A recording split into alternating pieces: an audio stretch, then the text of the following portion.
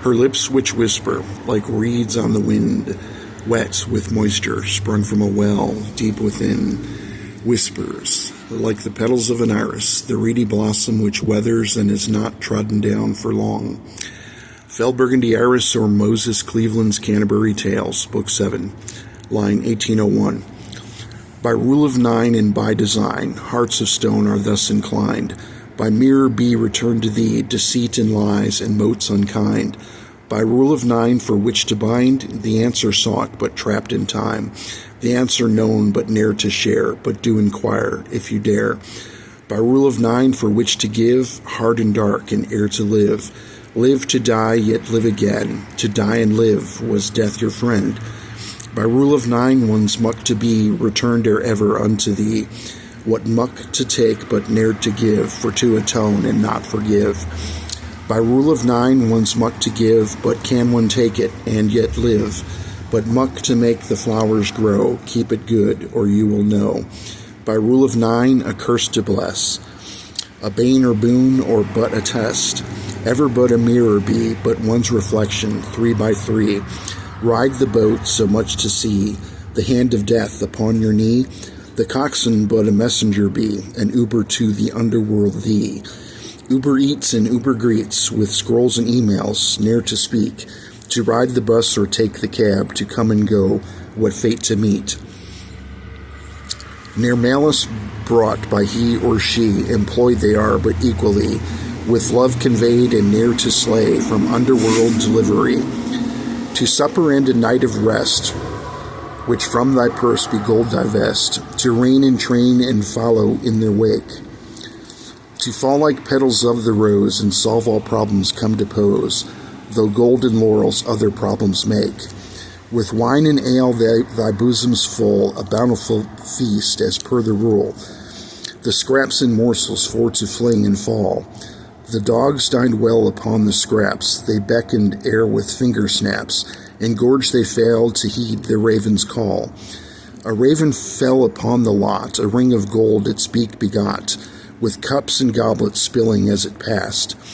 A celebration premature, a herald fell for to inure. Party crashed, the herald raven sassed. It pranced and sassed across the way, the table settings rent a splay. The forks and spoons and knives and cups and plates. The napkins fawned and napkins wrapped. In clasps 'twere carved and stained in black. In green and gilt they matched with all their mates. In green and gilt the setting set, but knocked askew the raven met. Candles down to burn upon the table.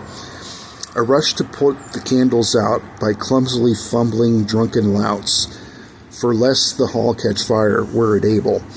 With grouchy Carl who paid a call, disposed was he from former hall. From the mountains up to the north he came. He overthrown no blade to hone, nor no teeth to bite unto the bone. What curses spat to wane, but all the same. He herald for a fallen lot, and ere to be a drunken sot. His ways and means ere ever to demean. Dementia to pay a call, his standing thus indeed to fall. His followers to follow, it would seem. Bamboozled and befuddled to, and ere to sip infernal brew, he in denial ere unto the source. To whether south of hell it came, he only had himself to blame, the Ouroboros ere to take its course. He ere to spout with toothless maw profanity for all who saw, for grouchy Carl to stay his tongue from play, his tongue to swell 10 times its size, and through his lips and ne'er to prize. Thus grouchy Carl had nothing more to say. Yeah, back to the Dragon's Hand. This goes back to the W. Bush administration, too. One of the things that was going around was, the right hand was not talking to the left. And whether this was uttered in blissful ignorance or out of sarcasm born of malice, it's hard to say. But, the Dragon's Hands aren't supposed to talk to one another. I mean, that's a foreign insurgency. That's 50 to 1 and near to be outdone there. So heads up on that kind of stuff. Like I said, Thanks for listening.